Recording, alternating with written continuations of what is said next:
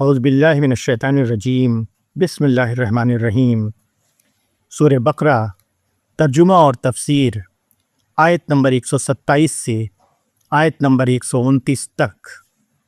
وَإِذْ يَرْفَعُ إِبْرَاهِيمُ الْقَوَاعِدَ مِنَ الْبَيْتِ وَإِسْمَاعِيلُ رَبَّنَا تَقَبَّلْ مِنَّا إِنَّكَ أَنْتَ السَّمِيعُ الْعَلِيمُ رَبَّنَا وَاجْعَلْنَا مُسْلِمَيْنِ لَكَ وَمِنْ ذُرِّيَّاتِنَا أُمَّةً مُسْلِمَةً لَكَ وَآرِنَا مَنَاسِكَنَا وَتُبْ عَلَيْنَا إِنَّكَ أَنْتَ التَّوَّابُ الرَّحِيمُ رَبَّنَا وَابْعَثْ فِيهِمْ رَسُولًا مِّنْهُمْ يَتْلُو عَلَيْهِمْ آيَاتِكَ وَيُعَلِّمُهُمُ الْكِتَابَ وَالْحِكْمَةَ وَيُزَكِّيهِمْ إِنَّكَ أَنْتَ الْعَزِيزُ الْحَكِيمُ۔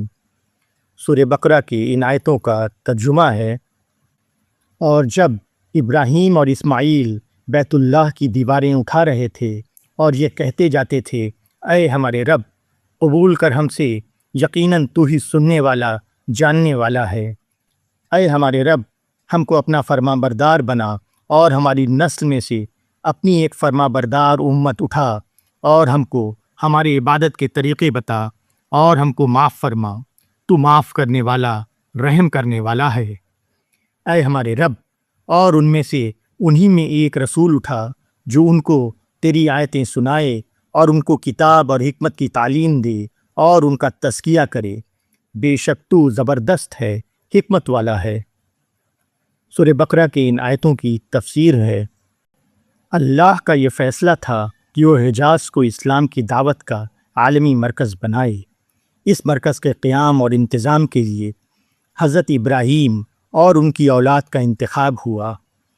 بیت اللہ کی تعمیر کے وقت حضرت ابراہیم علیہ السلام اور حضرت اسماعیل علیہ السلام کی زبان سے جو کلمات نکل رہے تھے، وہ ایک اعتبار سے دعا تھے اور دوسری اعتبار سے وہ دو روحوں کا اپنے آپ کو اللہ کے منصوبے میں دے دینے کا اعلان تھا۔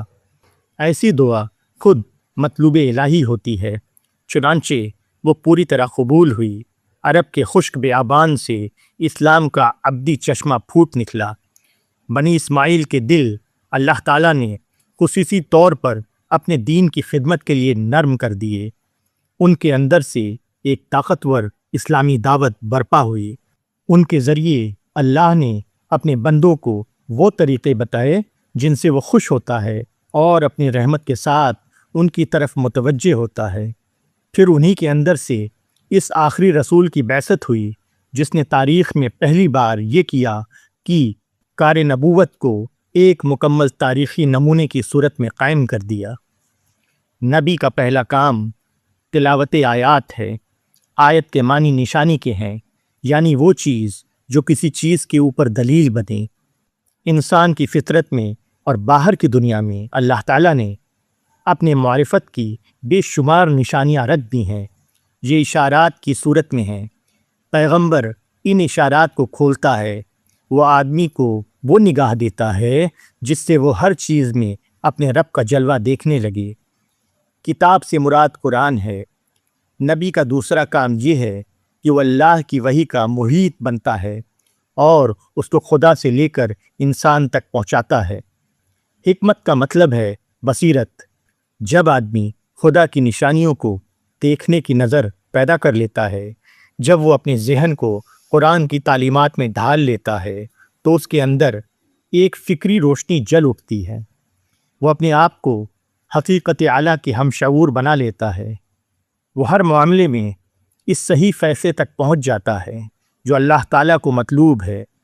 تزکیے کا مطلب ہے کسی چیز کو غیر موافق عناصر سے پاک کر دینا تاکہ وہ موافق فضا میں اپنی فطری کمال کو پہنچ سکے۔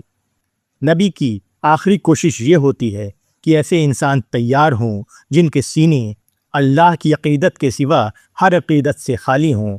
ایسی روحیں وجود میں آئیں جو نفسیاتی پیچیدگیوں سے آزاد ہوں۔ ایسے افراد پیدا ہوں جو کائنات سے وہ ربانی رزق پا سکیں جو اللہ نے اپنے مومن بندوں کے لیے رکھ دیا ہے۔